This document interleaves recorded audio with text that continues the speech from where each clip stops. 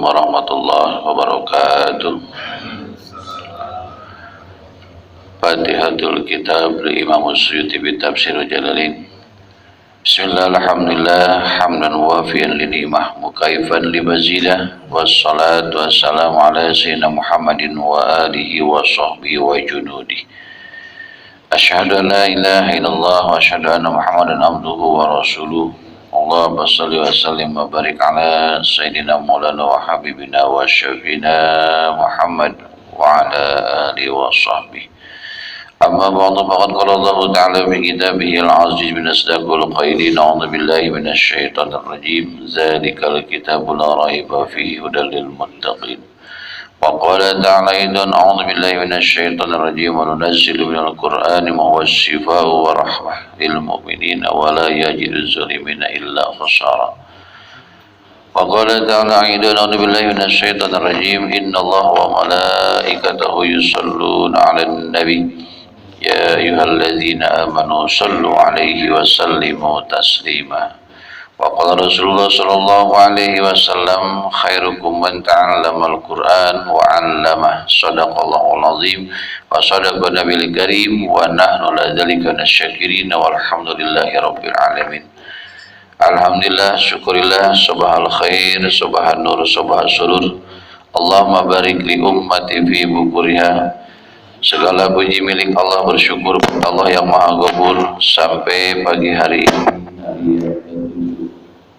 Di bulan Rabiul Awal, Allah berikan kesehatan kepada kita, dan Allah berikan kesehatan kepada kita, dengan harapan kita semua dengan adanya waktu dan umur ini senantiasa Allah tambahkan hidayah kepada kita, terlebih karunia nikmat dalam taufik sehingga kita dapat merasakan nikmat dalam iman, nikmat dalam Islam. Amin ya mujibas sailin. Dan senantiasa pula kita mendapatkan qabul doa Nabi di hadapan Allah. Allahumma barik li ummati fi bukuriha. Ya Allah, berikan keberkahan kepada umatku yang senantiasa di pagi hari mendapatkan nilai yang lebih baik. Insyaallah ziyadatul sa'adah, ziyadatul tazkiyah, ziyadatul hasanah. Amin ya rabbal alamin. Salawat salam senantiasa kita bermohon kepada Allah, tambah limpah curah kepada baginda kita Nabi besar Muhammad sallallahu alaihi wasallam, keluarga, sahabat, para tabi'in, para ulama, para syuhada, para sholihin. Insyaallah harap kita mendapatkan syafaat yaumil qiyamah nanti. Amin ya mujibas sailin. Bapak-bapak, para sepuh, para pensepuh, Bapak Haji dan jamaah dirahmati Allah Subhanahu wa taala. Pada kesempatan ini kita teruskan, kita takrir masih membahas surah An-Naji'at ayat yang ke-13 dan 14 dan selanjutnya jika keburu insyaallah. Nah, pada ayat yang ke-14 ini kita diingatkan oleh firman Allah ini, fa innama hiya, semuanya terjadi dengan tiba-tiba. Tiba-tiba maksud di sini dengan siapa? Terjadi dengan satu jajrah, satu kali tiupan.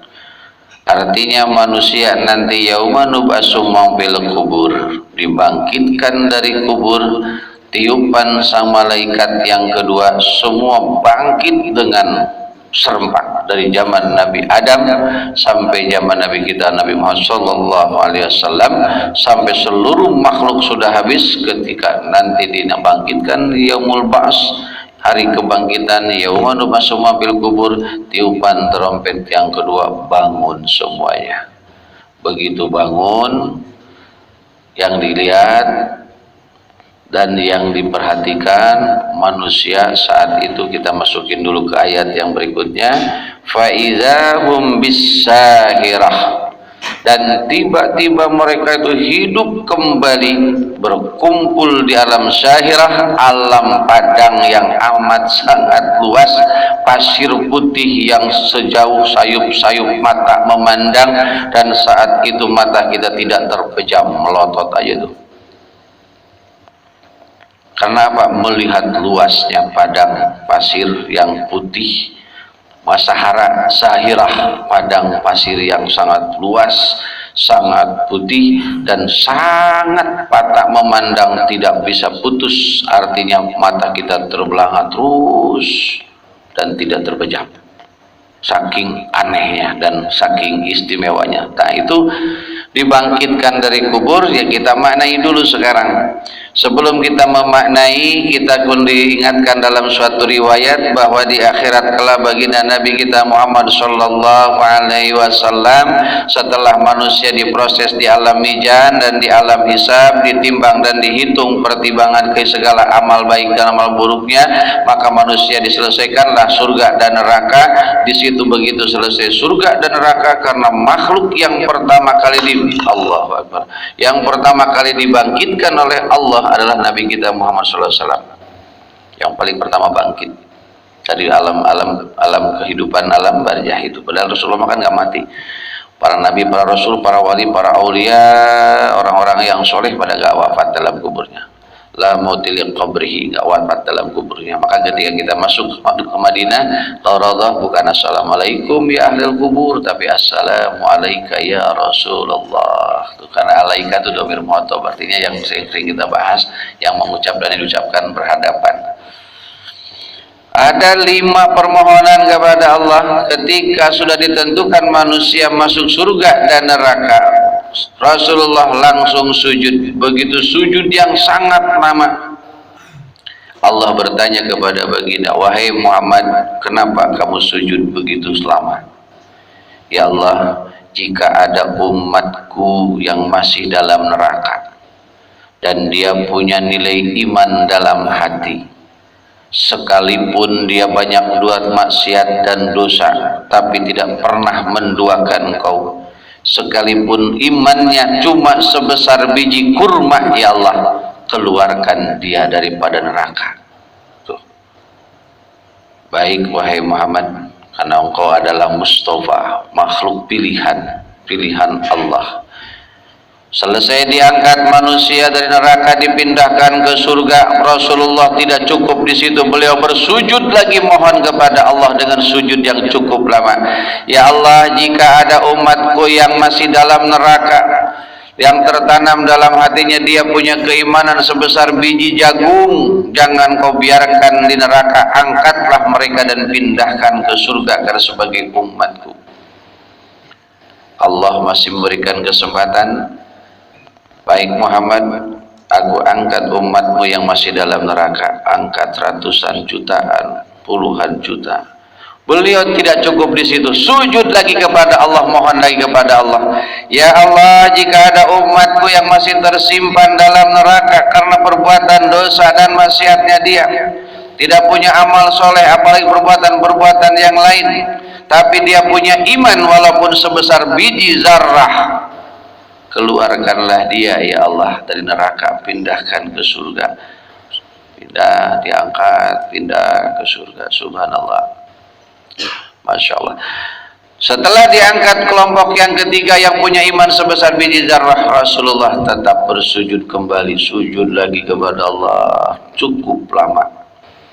Allah bertanya lagi, wahai Muhammad, apa lagi yang kau inginkan? Ya Allah, jika ada umatku yang masih dalam neraka dan dia tertanam kalimat tauhid, kalimat yang menjadi kecintaan Engkau, la ilaha illallah, walaupun tidak melakukan amalan-amalan soleh, karena dia meyakinkan akan keagungan Engkau dan tidak pernah menduakan Engkau, angkatlah dia ya Rabb. Diangkat lagi Allah itu orang. Setelahnya itu Rasulullah tidak cukup juga seperti itu, akhirnya beliau bersujud kembali. Begitu sujud yang kelima kali mohon kepada Allah, ya Allah, sujud begitu pertanyaan yang sama, Muhammad, sudah aku angkat umatku sedemikian ratusan juta, bahkan lebih daripada itu, lalu apalagi yang kau inginkan dariku? Ya Allah, jika ada umatku yang pernah bersolawat kepadaku dengan mengharap keridhaan Engkau, jangan Engkau biarkan orang tersebut di dalam neraka. La haula wala quwwata illa billah. Allah angkat semua umat manusia yang pernah bersolawat dengan penuh keyakinan. Lalu pertanyaannya buat kita, makhluk yang istimewa yang pilihan Allah, begitu mencintainya kepada kita dunia sampai akhirat, sampai menjelang wafat yang terucap ummati ummati ummati, umatku umatku umatku. Di hari kiamat nanti tamu yang dinamakan seperti itu akan dikatakan liwaul hamdi, bendera kemenangan, bendera kemuliaan. Di alam akhirat nanti tumbuh lagi setelah alam mijan, alam hisab ditentukan. Rasul masih memperjuangkan umat manusia yang menjadi umatnya agar masuk ke dalam surganya Allah Subhanahu wa taala. Ini yang diperjuanginnya nggak tahu diri ini. Kita ini. Maka ini pasti bulan Rabiul Awal, kelahiran baginda Nabi Muhammad SAW, tanggal 12 Rabiul Awal. Mari kita sama-sama juga mengawali daripada ketertinggalan kita. Maka ketika ini fa innama hiya ay bimakna ay ruddafatul allati ya'buhal amas, manusia setelahnya itu dibangkitkan kembali. Tiupan yang pertama ini yang dikatakan pertama adalah karena pertama meniupkan setelah diwafatkan, dimatikan seluruh manusia, karena trompet hanya ditiup 2 kali oleh malaikat Israfil. Malaikat Israfil meniup trompet yang pertama kali mematikan seluruh makhluk yang bernyawa. Trompet yang kedua adalah menghidupkan manusia. Nah, yang lain nggak hidup lagi. Yang dihidupkan para manusia dan bangsa jin. Itu. Jadi makhluk yang binatang-binatang yang bernyawa, dalam Al-Quran kan disampaikan kullu nafsin dha'iqatul maut, setiap yang bernyawa bakal mengalami mati. Nah, para binatang mah sudah mati ya mati, udah beres urusan. Tapi ketika manusia begitu trompet yang kedua dibangkitkan, akan diminta pertanggungjawabannya. Sering kita contohkan yang paling gampang. Bapak-bapak punya penyakit asam urat, hipertensi dan lain-lainnya. Siangnya makan ikan peda merah, pakai jengkol, pakai sambal, sayurnya bayam, terus tambah lagi ongseng-ongseng kangkung. Kira-kira begitu bangun tidur rasanya apa itu? Ya pokoknya begitulah. Begitu juga kita hidup. Hidup di dunia digunakan oleh Allah, diberikan oleh Allah untuk modal. Begitu nanti bangkit di akhirat, pertimbangan antara amal soleh dengan amal salah, banyakkan mana? Ya nanti seperti itu modelnya. Begitu bangun orang yang amalnya soleh, duduk alhamdulillahilladzi ahyana ba'da ma amatana wa ilaihin nusur. Segala puji wahai zat Allah yang telah menghidupkan kami daripada kematian sementara. Semua adalah milik Engkau. Setelah Engkau bangunkan saya seperti ini, kami serahkan kepada Engkau. Mau diperbuat apa saya ini, perbuat keluarga saya, sebuah keluarga saya, saudara-saudara saya, mau dijadikan apa? Bukan bangun tidur mikir, utang lagi, duit belum ada, usaha kayak begini. Nah, itu dan tanda manusia yang cinta dunia, bukan nyerahin sama Allah. Maka kita sering bahas, begitu duduk, bangun, baca doa, serahin kepada Allah. Saya sudah Engkau bangunkan ya Allah, berikan kemudahan untuk beribadah dalam bangun ini. Berangkat kita kamar mandi, jika perlu yang mandi kita mandi selesai kita berwudu, yang serahin sama Allah. Setelah berserah kepada Allah, kita bermohon pada Allah, lalu apa yang harus kerjakan lagi ya Allah setelahnya saya melaksanakan ini. Jadi mohon sama Allah. Kita makan sombong, mentang-mentang pekerjaan kita saban hari seperti itu, nggak pernah ngomong begitu sama Allah. Pede habis aja tuh kita, sombong kita. Sepertinya kita punya ketergantungan selain daripada Allah. Kita bangun aja alhamdulillah begitu. Yang paling repot lagi bangun, begitu bangun kesiangan karena pekerjaannya jauh, ngomel. Bukan dibangunin sesuatu dan lain sebagainya. Kiri dan salat subuh kesiangan, ngomel apa enggak? Nyengir doang paling siangan gua. La ilaha illa anta subhanaka inni kuntu minadz. Nah, itulah manusia, ciri-ciri yang hubud dunia, orang yang cinta kepada dunia, kelakuannya seperti itu. Maka di sini dijelaskan yang dikatakan dalam firman Allah, najarah, manusia dibangkitkan dengan tiupan yang pertama, natafakhatun, semua bangkit itu. Yang lanjutkan dulu kalimatnya, wa idahum bisyahirah ay kullu khalaiqan, Faizahum, maka setiap yang Allah ciptakan di antara mereka, yang dikatakan manusia dan jin itu, bisahirah, mereka memandang di alam yang pandang panjang pandang sepanjang pandangan, yang sayup-sayup mata melihat dan tidak terkedip mata kita, terbelanga aja kita melotot aja, ya Allah dibangkitkan. Nah di situ akan dibedakan manusia yang bangkitnya, ada yang bangkit dengan bentuk manusia asli, ada juga yang bangkit manusia berupa binatang, tergantung amal kita waktu di dunia. Di zaman dirahmati Allah, lanjut. Nah, bagaimana untuk menyikapi hal yang demikian? Ini di bulan Rabiul Awal, bulan kelahiran Nabi kita, yang Allah sampaikan dalam kalamnya ketika Rasulullah wakuf di Arafah, turun wahyu yang terakhir, al-yauma akmaltu lakum dinakum wa atmamtu alaikum nikmati wa raditu lakumul Islam madinah. Pada hari ini telah aku sempurnakan nikmatku kepadamu dan telah aku ridhai Islam sebagai agamamu. Dulu jika kita hidup zaman Firaun, zaman Nabi Musa, agama kita Yahudi. Jika kita hidup zaman Nabi Isa alaihissalam, kita agamanya Nasrani. Awas, bukan Kristen, Nasrani ya. Kristen mah bahasa sekarang ini. Nasrani asal kata dari Nasara, yang suruh Nasran. Jadi telah datang pertolongan Allah, yaitu Nabi Isa, untuk menyelamatkan orang-orang supaya beriman kepada Allah. Ternyata kurang pengikutnya. Di jamaah yang dirahmati Allah, bagaimana menyikapi kita supaya kita bangun tidur enak? Jangan sekali-kali makan makanan yang sudah tidak cocok dengan usia dan penyakit kita. Begitu juga di akhirat nanti. Ketika Allah melarang setiap insan berbuat ini dan itu, begitu juga Rasulullah melarang perbuatan itu. Artinya apa? Mudarat, bakal mendatangkan bahaya kepada orang tersebut yang melakukannya, baik dunia ataupun akhirat. Begitu juga kita diingatkan oleh Allah Subhanahu wa taala. Ketika kita diingatkan, idza zulzilatil ardu zilzalaha, apabila bumi sudah digoncangkan dengan goncangan yang dahsyat. Semalam kemarin saya mimpi kiamat. La haula wala quwata, benar-benar itu. Jantung deg-degannya luar biasa. Gunung meletus, air laut naik, rumah yang kita tinggalin sebelah jalan ngelelep semua tuh. Rumah tinggal sebelah lagi, ingat. Tapi rumahnya gede sekali dan tidak ada keluarga saya di situ. Adanya saudara-saudara, teman-teman yang lain yang memang dalam perasaan itu lagi diklat gitu, perasaannya itu. Di kamar, ya Allah begitu bangkit. Mikir baru mimpi aja kayak gini takutnya. Gimana jika beneran? La haula wala quwata illa billahil azim. Itu air laut bergelombang tumpah. Karena memang bakal naik nih. Ini sebagai informasi juga nih para orang-orang alim sekarang tetap tafakur bermunajat kepada Allah.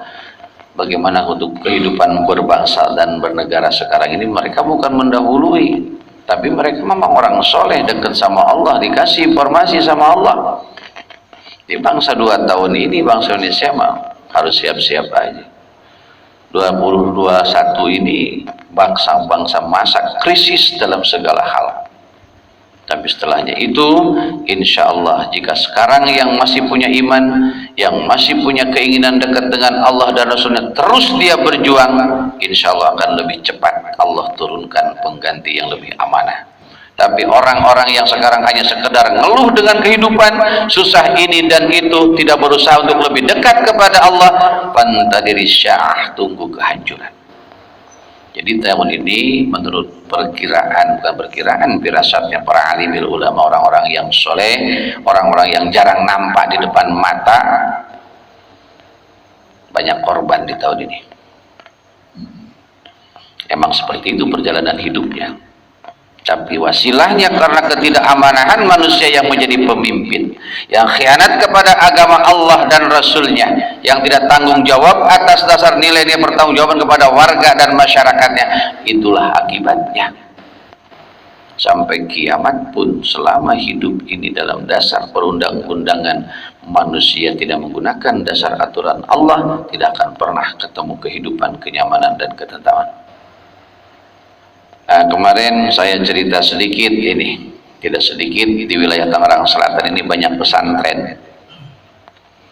Begitu ada kegiatan di Kementerian Agama, doa bersama pemimpin-pemimpin pondok pesantren,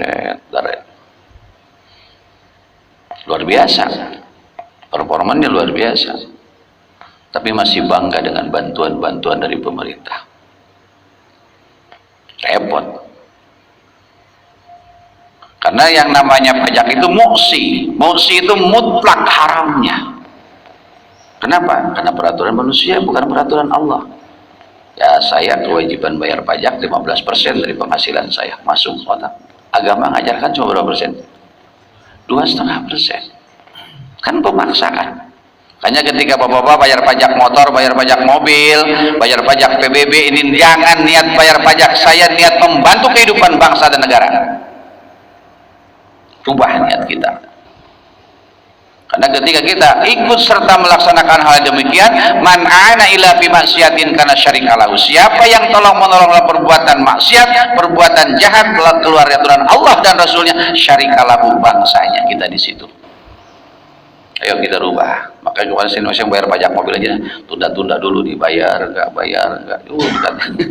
Kalau saya bayar salah niat, ya sama dengan tolong-menolong perbuatan maksiat. Sedangkan perintah Allah, ta'awanu 'alal birri wat taqwa wa la ta'awanu 'alal ismi wal udwan. Maka ketika ada pondok pesantren, asrama-asrama tanpa sarana pendidikan masih menggunakan proposal, masih menggunakan minta bantuan-bantuan dari pemerintah, lain, bukan nggak mau nerima, karena pajak hukumnya mutlak haramnya.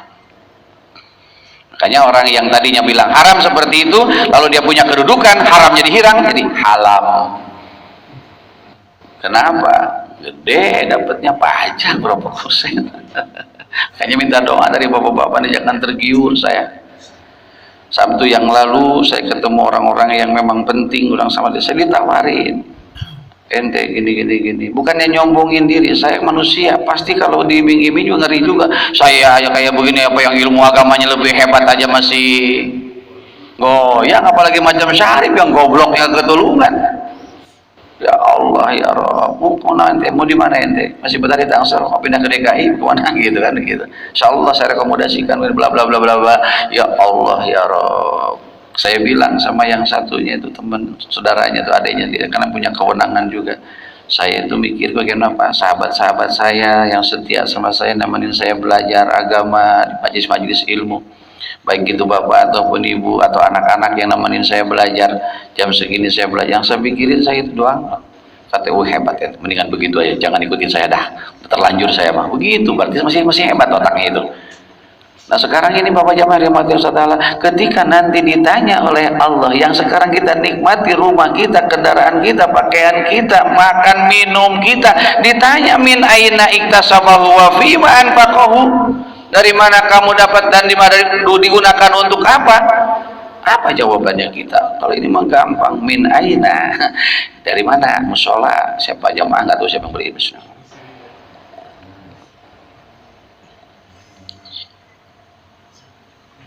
Alhamdulillah, min aina iktasabahu, dari mana kamu dapat? Dari mana dapat dan digunakan Pak untuk nafkahin saya. Aus, alhamdulillah, ini jadi berkah buat kita semua. Jadi jamaah yang dirahmati Allah Subhanahu wa taala, insyaallah nih, karena bahasan 14 sampai berikutnya tentang riwayat 15 ke berikutnya tentang Firaun nih. Lebih banyak sejarahnya, lebih panjang lagi, saya sampai ke 14 sekarang ini.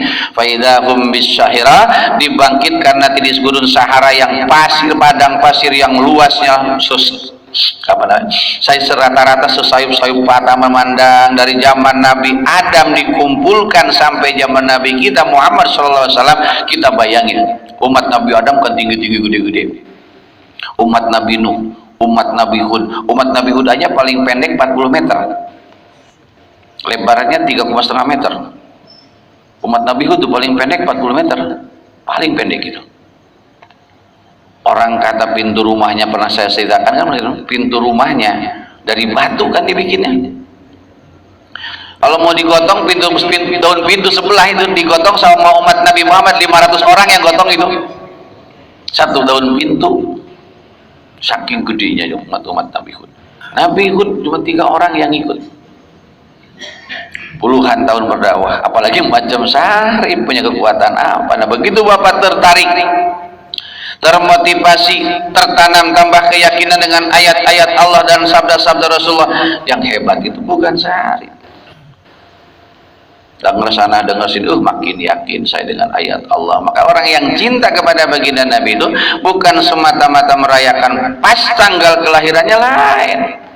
Yang paling cakep itu bisyariati muttabi'an, aturannya itu hukum dari Allah, yang nama syariat kan al-hukmu ilallah wa rasuluh, hukum dari Allah dan Rasulnya dijalankan sebaik mungkin. Yang haram kita tinggalkan sekemampuan mungkin, baik itu dari makanan ataupun perbuatan ataupun juga ucapan.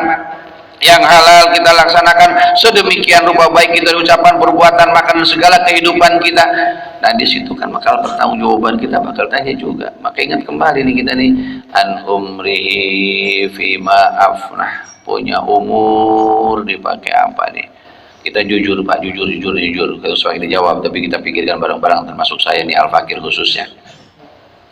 Selama hidup dari pagi sampai sore, dari sore sampai tidur kembali, sampai bangun lagi kita, yang banyak terpikirkan, teringat Allah atau kebutuhan kita? Harus dijawab. Pokoknya jawab di hati masing-masing. Umumnya kita itu mikirin hidup, gak yakin sama yang berikan kehidupan. Kalau kita yakin dengan yang memberikan kehidupan, ibadah yang harus kita pikirkan bagaimana biar nikmat lezat sholat, nikmat bertaklim, nikmat bermasyarakat, nikmat beragama, nikmat membaca Al-Quran, nikmat sedekah sekemampuan mungkin, nikmat beristighfar, tasbih, tahmid, takbir dan sebagainya. Yang kita pikirkan itu, bukan mikir besok di mana, apalagi datang jatuh tempo, duit belum punya, pusing pala berbi. Suruh siapa pakai utang, udah gitu ngutangnya ke banknya duit haramnya luar biasa. Maka saya pengen baru pensiun ini saya, ya Allah, pensiun juga udah ngomong sama anak-anak istri, jangan ngarepin ya sih. Kalau yang wira swasta lain cerita, maka bagai swasta lain cerita, karena memang swasta yang punya perusahaan itu. Nah kalau pegawai pemerintah udah jelas dari pajak penggajiannya, mau ngomong apa? Maka saya selalu minta doa, Bapak doain saya biar komitmen dengan omongan saya ini, jangan sampai saya tergiur dengan punya kedudukan. Buru-buru nih pindahin nih bocah nih katanya. Saya bilang gitu sama Bapak-bapak, kemarin bocah nih kasihan nih, golongan berapa? Golongan begini Pak. Astagfirullah, masih di SD juga, mau pindah kemana saya? Sayang banget yang dia begini. Aduh, alhamdulillah, terima kasih atas kepercayaannya. Tapi ada yang lebih berhak di situ Pak. Saya emang gak punya kemampuan di situ. Ya, alhamdulillah ada. Dengan seperti doa-doanya bapak-bapak ya, saya selalu keluar kata-kata itu. Enggak. Ya, jangan sampai. Saya pensiun jadi guru aja udah. Ngeri, pertemuan jadi guru aja saya ngeri. Kan an ilmihi ma'amilabi. Sudah diamalkan, punya ilmu. Lalu mengamalkannya ikhlas apa enggak? Kan ditanya. Kalau kita ngamalin ilmu kayak gini, ngarepin diongkosin, diamplopin, ngarepin dihormat sebagai kiai, ustadz dan ulama, ya enggak nyampe. Baca kitab, baca Quran, pengen dikata ustadz, pengen dikata kiai, enggak bisa. Kita sama-sama menyebut ridho Allah, belajar bareng-bareng. Bukan kepengen dikata kiai, pengen kata ustadz pakai sorban kayak gini juga, bukan begitu saya mah. Ya kadang-kadang kalau pergi ngaji ke tempat lain, kadang-kadang kan ada yang suka nyiapin makanan bekal buntel berkat. Nah kalau begitu ngarep juga dong, bukan yang ngarep mau disiain mereka. Nah, tapi ketika tertanam kita punya harapan, saya ngaji di sana misalnya seperti saya ini, lalu bakal dapat harapan begini, kadang memang muncul, saya jujur nih, muncul sifat manusiawinya itu, bakal dapat ini. Saya di rumah minta doa ini, astagfirullahaladzim, la haula wala quwwata, jangan muncul ini sifat syaitan, ini sifat iblis, la haula wala quwwata illa billahil azim. Ya Allah, sudah berdaya, tidak punya kemampuan apapun, kekuatan yang Kau yang maha tinggi, yang maha agung. Ini masalah kita dapat atau tidak urusan Allah, rezeki kita kan masing-masing dari mana jalannya. Tapi ketika dari berangkat kita sudah berawal dengan pasti bakal dapat, berarti sudah menduakan Allah. Begitu juga kita ketika bekerja, ini dengan kerjaan saya seperti ini, ini bisa dapat hasil ini. Jangan sampai ada kata-kata itu. Kita kerja ibadah, Masalah dapat atau tidak hasil yang kita inginkan, Allah yang punya aturan. Kenapa? Allah sudah maha tahu kebutuhan kita. Ya Allah, dengan wasilahnya ini, dengan caranya ini saya bekerja seperti ini, jadikan ibadah dan berikan ketika yang kau berikan dengan membawa nilai ibadah juga, membawa berkah, bisa membawa kepada sesama di antara kami, khususnya keluarga di jamaah yang dirahmati Allah Subhanahu wa taala. Saya lagi memikirkan dari semalam ini, kita sama-sama berpikir, itu padang Sahara, gurun pasir yang putih, luas terbentang, langit 7, bumi 7 dibentangkan, alam mahsyar, mata nggak mampu memandang ke ujung, saking jauhnya itu pandangan, maka mata kita saat itu terbelangan, melotot aja. Orang yang soleh begitu selesai melotot langsung menunduk. Masya Allah. Kenapa di dunia banyak sombongnya kita, betapa kecilnya di hadapan Allah alam yang menciptakan ya Rabb. Tapi orang yang jauh dari perbuatan soleh, yang matanya melotot, tidak akan tertutup lagi, melotot aja. Saking terkesimanya, tapi di balik ketersimaan itu adalah nilai-nilai dan mulai datang siksa dari Allah. Coba bapak melotot, jangan lama-lama, 5 menit aja nggak ngedip, kira-kira mata kita perih ya? Aduh, apalagi di alam mahsyar dengan panasnya yang amat sangat panas. Kemarin saya kalau bawa kendaraan malam kan saya nggak pakai mobil begini saya. Kenapa? Mata saya memang kurang beres. Sekalipun udah saya usahakan punya kacamata yang khusus kan, tidak diasih anti sinar ya gitu ya. Kita nggak mantul cahaya tuh dengan asik aja, tapi tetap aja begini nggak pede saya. Apalagi bawa orang, bawa kendaraan. Tapi nginjek gas mah aman juga gitu, nginjek mah nginjek bodo amat gitu. Masya Allah. Akhirnya kata teman saya, Bang Haji kok kayak begitu? Diam lu, jangan banyak ngomong. Ini malam urusannya. Gitu. Pokoknya penting nyampe selamat, baca-bacaan itu. Baca yang banyak-banyak zikir itu. Alhamdulillah tuh nyampe. Gitu. Masya Allah. Nah di situ kadang-kadang suka mikir, itu bukan harus kadang-kadang mikir. Ini kaki kan nggak punya mata nih. Pindah dari rem ke gas, gas ke rem, gas ke rem. Sampai saya ngeraba kaki, ya Allah di mana kaki saya nih? Takut salah nginjek, mana posisi macet kan repot juga. Kalau mobil begono kan salah nginjek, ngejedor sudono gitu, repot juga urusan itu. Allahu Akbar. Sambil mikir, di kaki begini, ya Allah, jika bukan Kau yang memindahkan kaki ini, yang aturan nginjek rem jadi nginjek gas, tapi Engkau pindahkan, tahu kebutuhan kami ini, di saat nginjek rem, di saat kita nginjek gas, saat kita mengendalikan setir, saat kita begini, ya Allah, jika bukan pertolongan Kau dengan kondisi seperti ini. Nilai. Semakin kita sadar semua digerakkan oleh Allah, kita punya kemampuan berbicara adalah Allah, mata melihat adalah Allah, telinga mendengar adalah Allah, apa yang kita perbuat semuanya Allah. Insya Allah nggak bakal disalahgunakan kehidupan kita. Yang dipikirkan bagaimana Allah biar ridho, bukan bagaimana kita punya uang banyak, bagaimana hidup biar senang. Senang aturan siapa?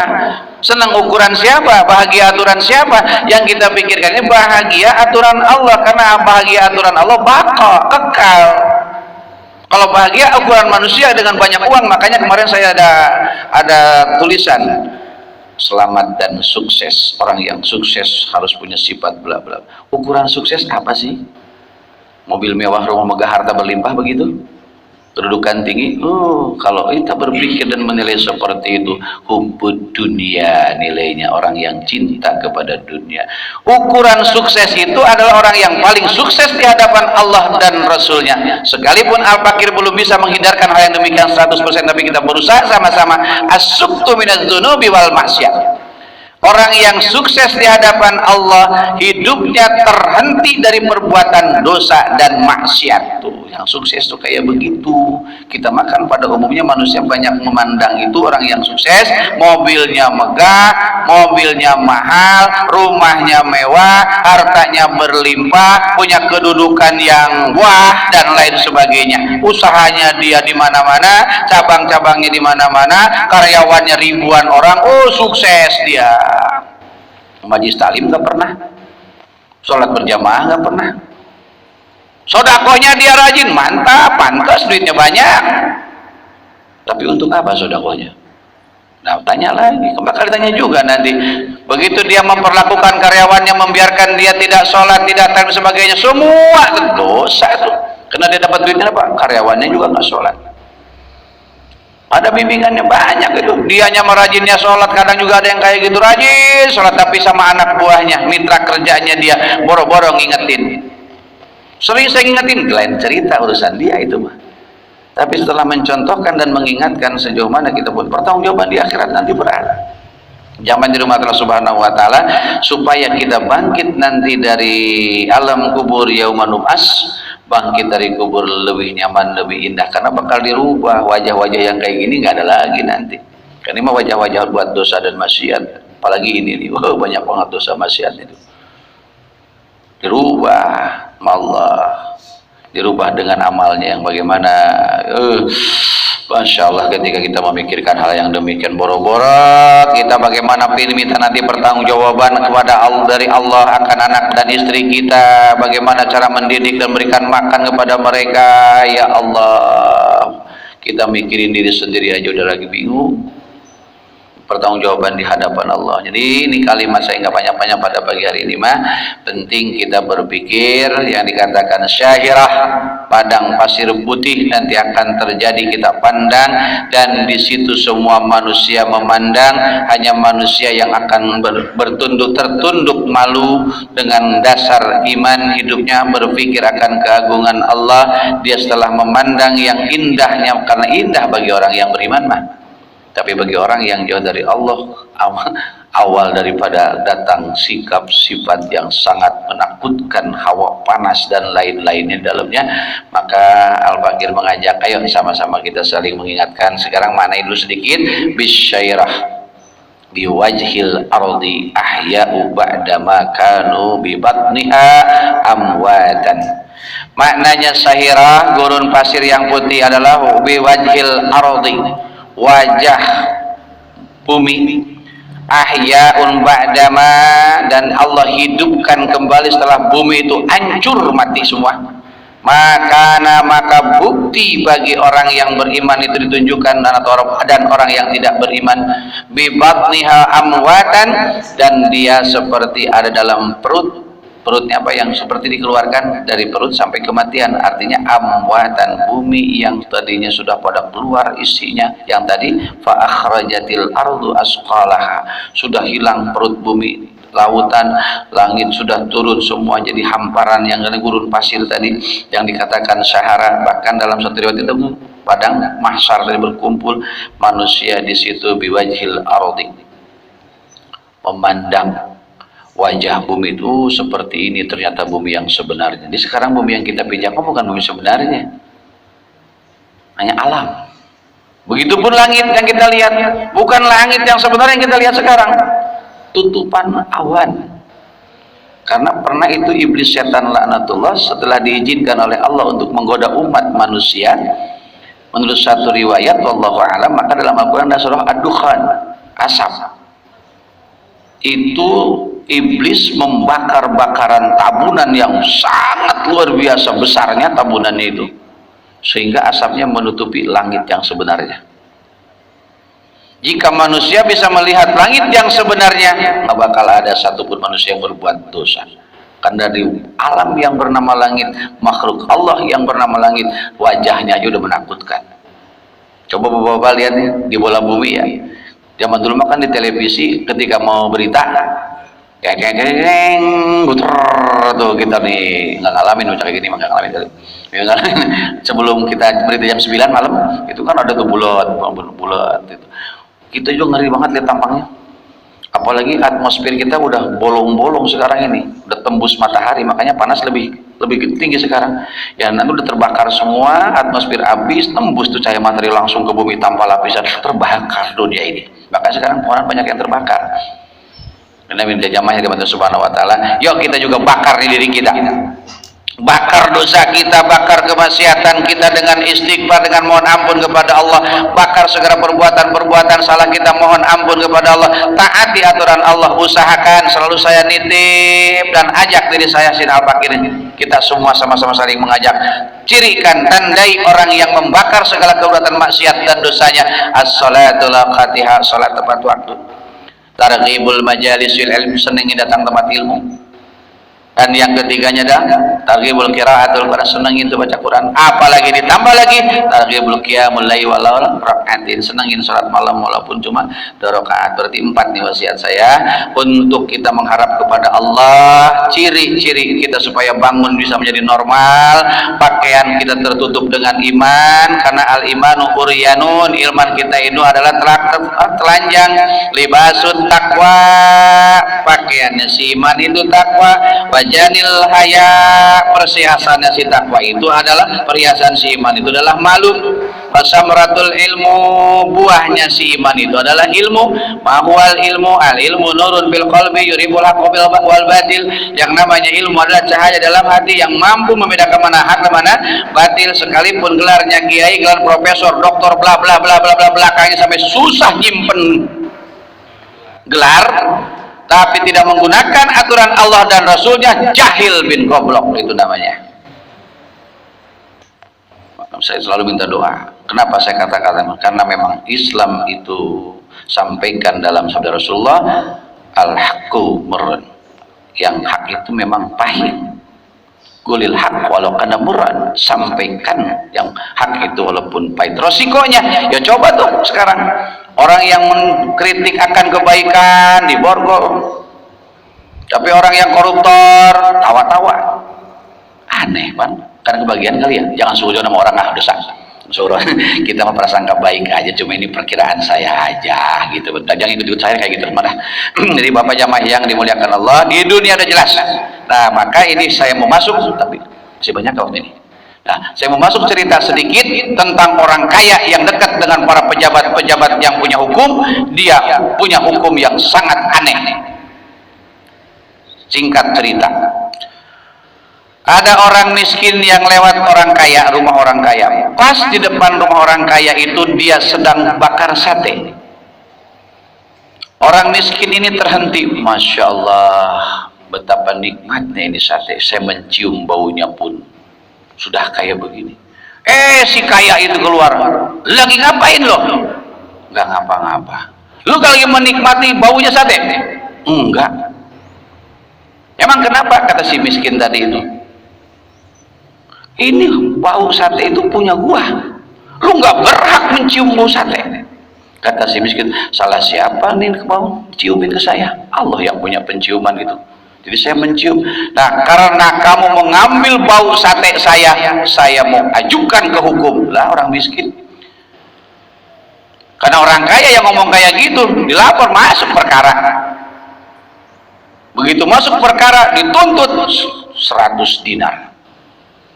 Lah bininya nangis luar biasa, karena yang ngomong orang kaya punya kuasa. Kerjain nih bocah nih, gua bayar lo hukum lo nih berapa, pokoknya ini penting masuk penjara nih bocah. Ini orang udah miskin lagi tahu diri, sate saya diciumin baunya. Kan begitu mencium, saking pelit, bahil, kikir, koretnya itu orang kaya, sampai penciuman orang mencium bau sate aja diperkarakan. Ini sekarang udah banyak kayak gini nih. Singkat ceritanya, masuklah ke ranah hukum, dia disidang. Sidang sekali masih gak ada pembelaan, sidang kedua kali pembelaan. Akhirnya istrinya udah nyerah, biarin boro-boro 100 dinar, makan aja pagi sore makan. Kadang pagi makan, pagi sore ngangetin. Begitu selesai dia berpikir memohon pada Allah, minta siapa saya pertolongan selain pada Engkau, tunjukkan kepada siapa saya harus minta bantuan. Begitu dikasih arah pikiran si istrinya itu adalah suruh nemuin Abu Nawas. Abu Nawas luar biasa, Pak. Aduh, ceritalah tentang kejadian seperti itu. Akhirnya gampang, udah biar insya Allah berurusan saya ini mah. Nah, sampai ke pengadilan, Abu Nawas dia pakai pakaian yang aneh, yaitu sebelah lain celananya itu, begitu juga sendalnya, begitu juga pecinya, pokoknya sorbannya lain-lain. Begitu masuk ke ruangan persidangan, hakim melihat, jaksa lihat, peserta, jangan melihat apa yang saya perbuat, bisa dikenakan hukum oleh saya. Karena apa? Karena kalian melihat yang saya pakai. Nah, udah paham belum itu? Begitu selesai diponis 100 dinar, saya bayar ini kesalahan orang ini tadi, yang kata orang kaya ini dia punya penciuman satenya dan harus bayar 100 dinar, dia orang miskin gak mampu, alhamdulillah saya punya, saya bayar. Tapi begitu dibayar di depan jaksa, depan hakim, tunai, beres, coba uang kesiniin dulu, kesiniin, dilempar tuh uang, pada jatuh kan tuh ke ubin, ding ding ding ding ding, beres tuh. Uang saya ambil. Nah saya tanya sama yang punya sate tadi, denger apa enggak tuh gemerciknya tuh uang yang jatuh ke ubin? Denger. Nah saya udah lunasin, dan karena dia hanya mencium sate, kamu juga harus ngedengar suara uang doang, beres urusan. Kan? Cerdas Abu Nawas, luar biasa. Hakim yang tadinya udah punya niat, oh dapat komisi di gua 100 dinar, ternyata yang dilawannya orang hebat. Karena orang yang miskin tadi kamu perkarakan karena mencium bau sate kamu, saya juga akan membayar hanya dengan suara uang itu. Oh, berarti orang kaya goblok kan? PA dia kadalin, mau ngadalin orang dikadalin lagi, sama ngadalin dengan ngabalin, jadi ngomongin orang saya dah. Ya astagfirullahaladzim, jangan yang orang itu mah contoh doang. Bapak jamaah yang dirahmati Allah Subhanahu wa taala. Nah, sekarang hukum kita tuh hampir kayak gitu. Siapa yang dekat, siapa yang punya duit diperkarakan. Yang miskin, yang membuat mereka gerah kehidupannya, walaupun dia benar tetap aja dihukum. Tapi yang memang searah dengan tujuannya, memang dari dulu udah ada itu kayak gitu. Zaman Abu Nawas di Baghdad itu kayak gitu. Abu Nawas kan di Baghdad adanya. Jadi jamaah yang dimati Subhanahu wa taala, jangan heran. Sekarang mah pokoknya yang selalu saya titipkan diri saya al-fakir kita semua. Pokoknya mah sekarang mah benahi ayat ibadah kita. Benahi ibadah kita, anak istri kita, saudara kita jika mampu, tetangga kita aja. Ayo, enggak usah mikirin di negara begini, negara enggak, bukan level kita lah mikirin enggak bakalan beres, malah banyak ngomongin orang dosa kita. Biarin aja dah, karena namanya punya tanggung jawab di akhirat nanti, biarin aja. Tapi tetap kita berdoa untuk bangsa dan agama, dan terutama bangsa kita, karena masih banyak disimpan oleh Allah orang-orang yang hebat untuk menyelamatkan bangsa kita ini. Hakul yakin, saya hakul yakin, satu saat Indonesia akan tumbuh lebih hebat dengan nilai-nilai agama. Ya insya Allah dengan bapak-bapak jamaah salah satunya setia menemani saya seperti ini, bagian daripada perjuangan mengarah ke sana. Doakan juga saya juga jangan sampai bosan belajar, jangan sampai bosan mendengarkan nasihat, jangan sampai bosan mendengar omelan kemarahan kiai para ulama karena sayang kepada kita.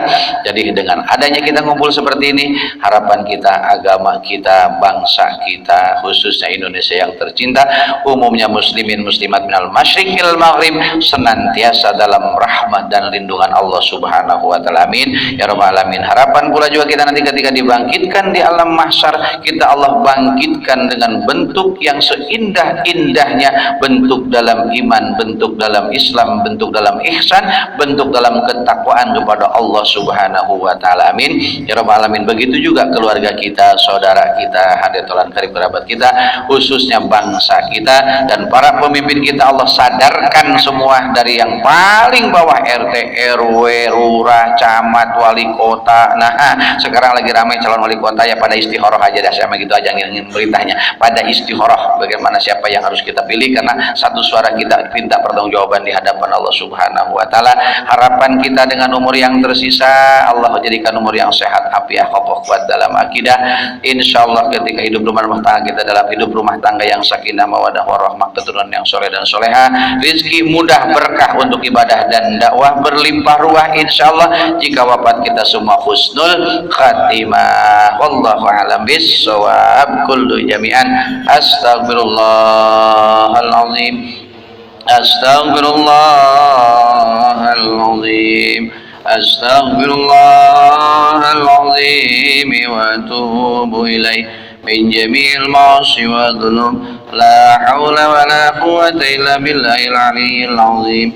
Qala Nabi sallallahu alaihi wasallam, afdalu ma qultu ana wa nabiyyuna min qabli, la ilaha illallah, la ilaha illallah, la ilaha illallah, Muhammadur Rasulullah sallallahu alaihi wasallam. Ibaratul penutup majlis. Subhanakallahumma bihamdika asyhadu an la ilaha illa anta astaghfiruka wa atubu ilaik. Allahumma ij'al jaman hadha jaman marhuma wa tafarraquhu min ba'di wa tafarraquhu ma'suma. Rabbana la tuzigh qulubana ba'da idh hadaitana wa hab lana min ladunka rahmatan innaka antal wahhab.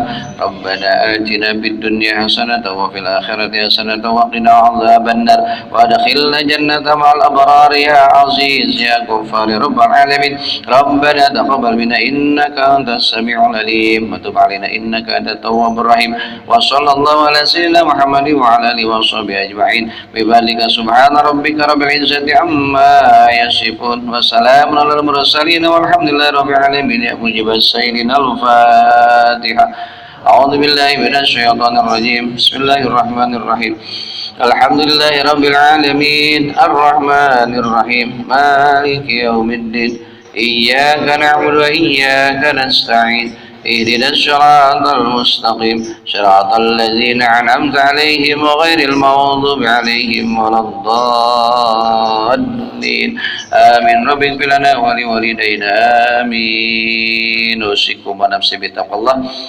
Maaf segala kekurangan al-fakir ilal insyaallah kebersamaan kita Allah catat tambah amal soleh buat kita semua, dan kita bertutup dengan Assalamualaikum warahmatullahi wabarakatuh.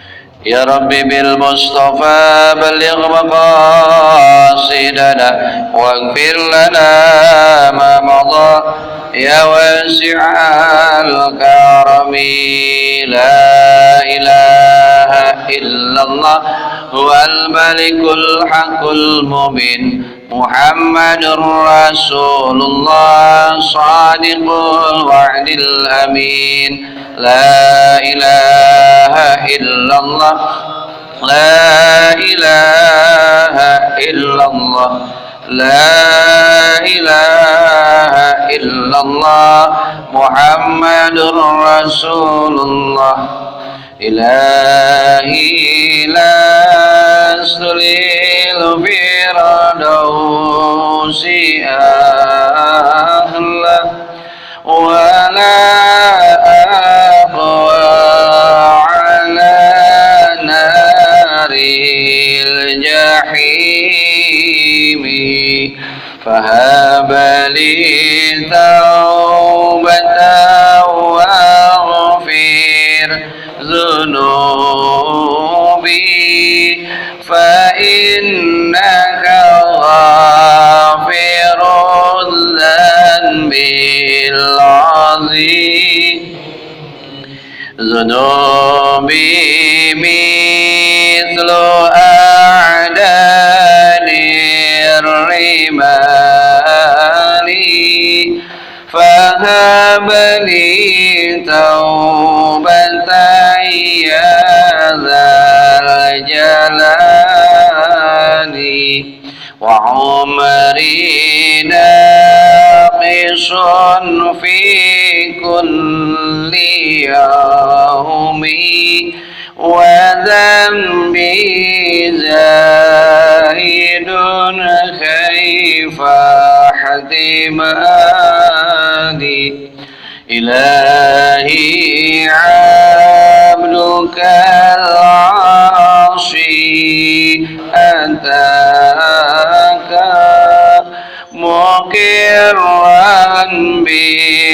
بالذنوب وقد دعاك فإن تغفر فأنت لذاك أهل وإن تترد فمن نرجو سواك